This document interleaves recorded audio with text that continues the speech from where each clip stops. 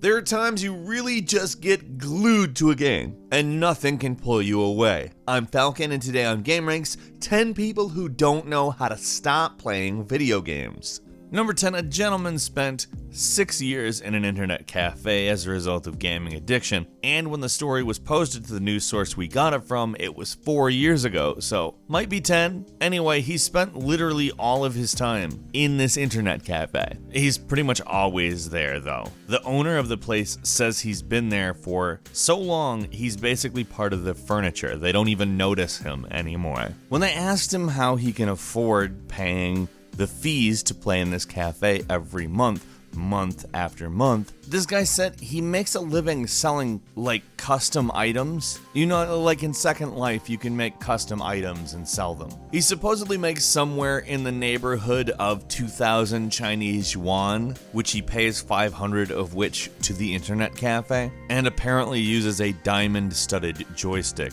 Number 9, a woman gave birth in an internet cafe in China, and after giving birth to a baby girl, went back to playing her game. Somebody offered her warm water to clean herself off because, you know, birth and all, but she declined and played her game. Which, I mean, that's some serious dedication. I'm not gonna, criticize the dedication aspect of this. You are a true gamer, lady. Apparently, she had an argument with her family and ran away from home, intending to move into her boyfriend's house. But she apparently lost her wallet and decided to wait for her boyfriend at an internet cafe. And that obviously meant playing some games. Now, she didn't continue playing the game on account they called an ambulance and had the ambulance come and get them. Because, you know, you should probably go to a hospital after that happens. Or, you know, maybe before that happens even. Number 8, an NFL player quit because he was addicted to video games. Now, that is the headline at least. It's a little bit more serious than that. The games addiction thing, I think, is maybe oversimplifying. We've seen that in the media a bit lately, and it's more important to talk about it from the perspective of behavioral addiction. And it's not so much video games addiction, but addiction to a certain behavior.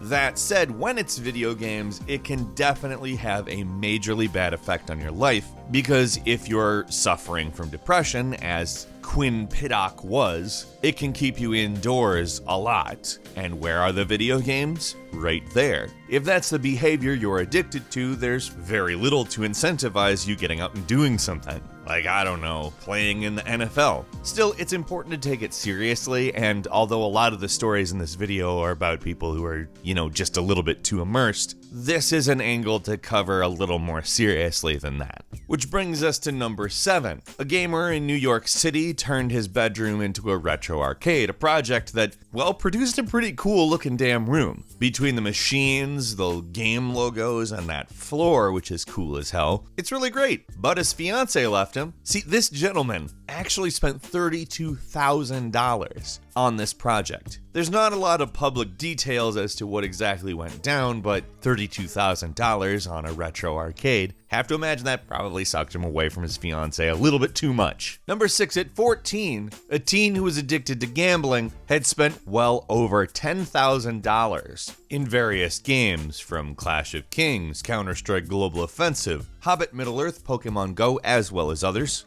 But hey, more and more people are not able to pry themselves away from these types of games, and it's not just immersion when they start making it so that immersion costs an extra $1 every once in a while. Number 5, a Russian man sued Bethesda a few years ago because his wife left him and his job fired him. And if I'm completely honest, this doesn't quite sound like an addiction thing. This happened over a short period of time after Fallout 4 came out. He downloaded it and just basically ignored everything else in his life, which he had apparently been maintaining up until that point because he still had a job, he still had a wife, until he got Fallout 4. He claims that they should have written on the side of the box or something that it is possibly addicting, but that would be every single video game, right? If we're talking about them on that level, they're all possibly addicting. Number 4, a man in China hired some players who were significantly better than his son to play against his son in games he was getting too wrapped up in order to deter him from playing them more.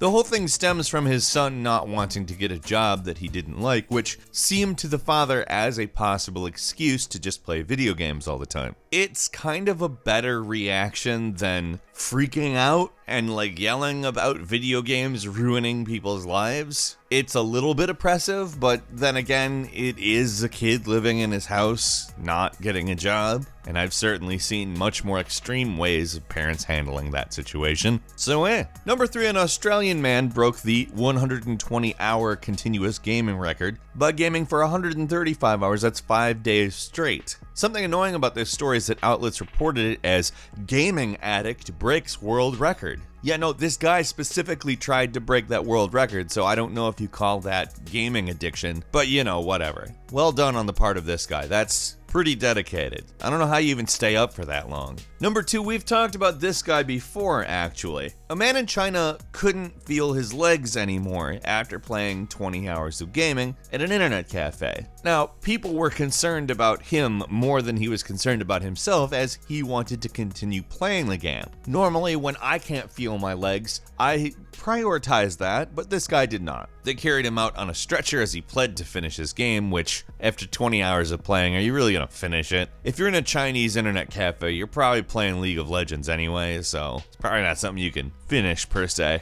And finally, number 1, way back in 2010, a gentleman sued the creators of Lineage 2 because he had gotten addicted to it and played it for 20,000 hours over 5 years, which for reference, over 5 years, there are 43,000 hours. So about half of that was dedicated to Lineage 2. He claimed that often he would forget to get dressed, to bathe, or call his mother. And this one's a little more credible than that guy suing Bethesda for buying Fallout 4 and shutting off the rest of the world for a week. This one is a several-year pattern of behavior that does sound like addiction. But wow, Lineage 2, right? A couple bonus diehards for you. A gentleman named Triforce Johnson was only forced out of the Nintendo line to buy a Wii U way back in the day by Hurricane Sandy. That's right, a hurricane was the only thing that would get him out of line. Just so you know, Triforce Johnson is a guy who has been first in line for new console launches repeatedly. And in Taiwan, a gamer saw a murder at an internet cafe and got blood on his own clothes, then continued to play,